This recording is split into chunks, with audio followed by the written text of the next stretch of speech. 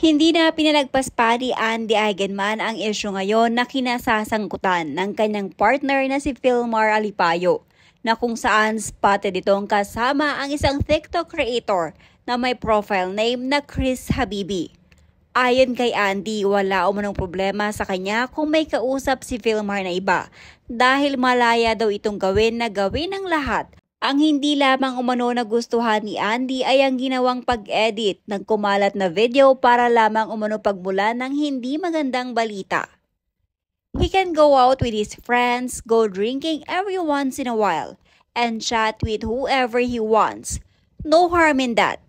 What's shameful is purposely posting and editing a video to cause a stir, disturbing the peace of people and dragging them into their negativity, just for some social media attention.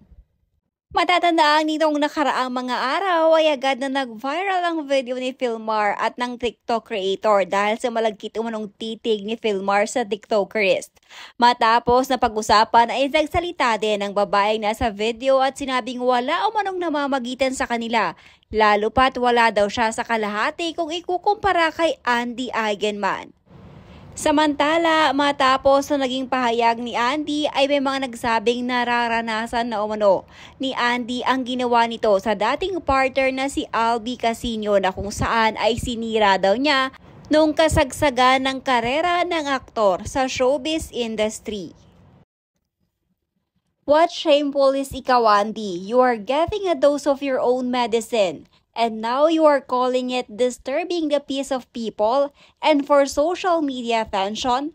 Kahit ano pa sabihin at gawin niya, what she did to Albi will forever be remembered. Yung kawawa lang is yung tatlong anak niya. Ellie, especially na kahit before pa siya pinanganak, puro issue na yung nadawit sa pagkatao niya. Philmar is obviously also trash, kaya siguro sila pinagtagpo. Totoo naman na you can do your own things kahit na you're in a relationship. Individuality is important, pero ibang usapan na if your partner is a node womanizer sa area mo. This is her karma for being super messy back then to the point that it ruined someone's career. Editing a video? Edit how? Tingin at hawak ng asawa niya yung mga yon, hindi kaya i-edit. Bakit naman pag-aaksayahan ng oras i-edit yung vid ng asawa mo? Kung edited man yon, di sana naging pogi siya, di ba?